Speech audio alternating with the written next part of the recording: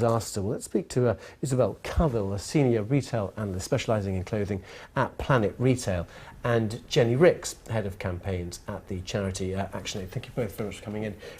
Isabel, I mean, isn't this just making clear that corporate social responsibility in factories in Bangladesh and around the world just isn't working?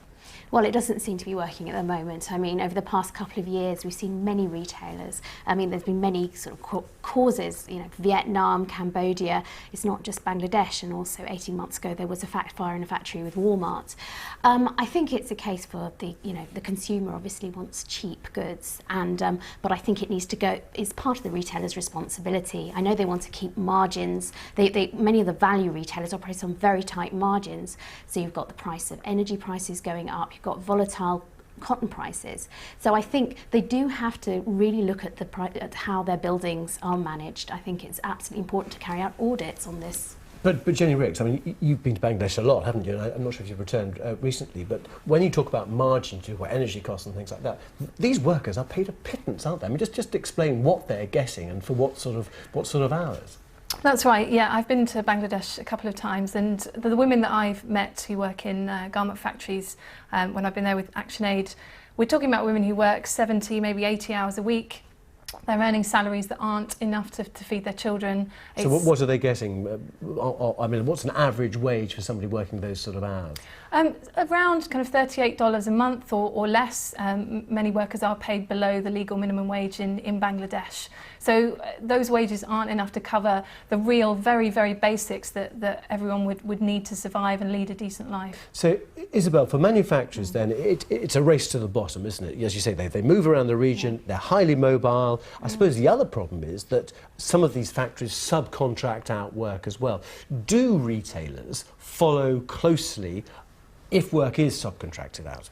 I don't think they're obviously following them closely enough. I think this is a very important issue because I think, I mean, although they haven't, I don't think they're going to particularly affect many of the value retailers' profits because consumers are really strapped for cash at the moment and they are looking for those very, rock bottom prices. I do think they have a responsibility to do that. I do think people are looking at some of these retailers now and thinking, well, should I be buying this product? So I do think that there is cause for a lot of change in the industry, and it should actually go up to the government in terms of Bangladesh. It could be the UK government. There should be much more regulation in the industry. So we had this fire a few months ago as well. Yeah. I think dozens, hundreds killed in that. There have been lots of fires since then. Yeah. Do you think this building collapse is a watershed moment for the industry? One would hope so. One really would hope so. I mean, I don't think it will do any harm to add a little bit on the price of the cost of a T-shirt.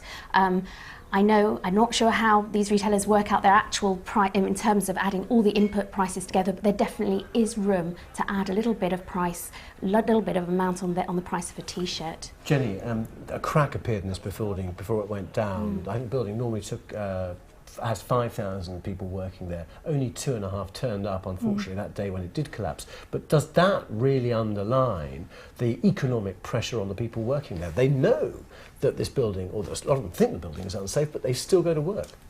I think it underlines 2 points for me. One is, what ActionAid's found in our research is there's intense pressure on workers that get passed down the supply chain from retailers to deliver orders in very fast times, huge pressure to turn around those orders and for lower and lower costs, and that pressure is very real, and it does end up with the workers at the other end of the supply chain.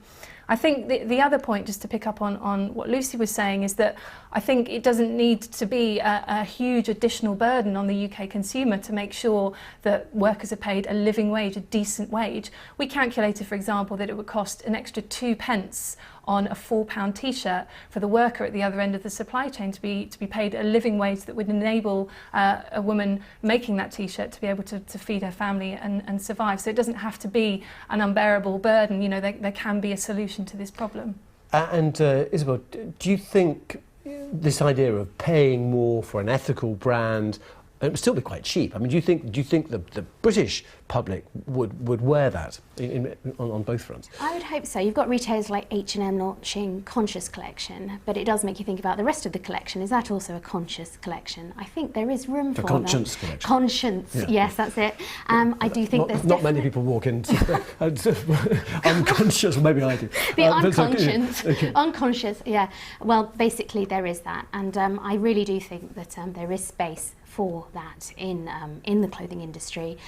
You're seeing people like Livia Firth has also promoted a lot of ethical fashion. There were a few sites that were going around which were promoting ethical fashion, but I'm not sure if they would take off yet on the high street. And I think there is a lot of room for improvement. But it's the fast fashion industry, and I do think I do question sometimes the sustainability on the environment of the fast fashion industry. If you think about how many clothes are put out, the effect on the environment, the effect on human costs, I think it is sustainable for a certain amount of time, but I'm not sure about long term. Okay, Isabel, Jenny, we'll see you there. Thank you very much indeed for coming in.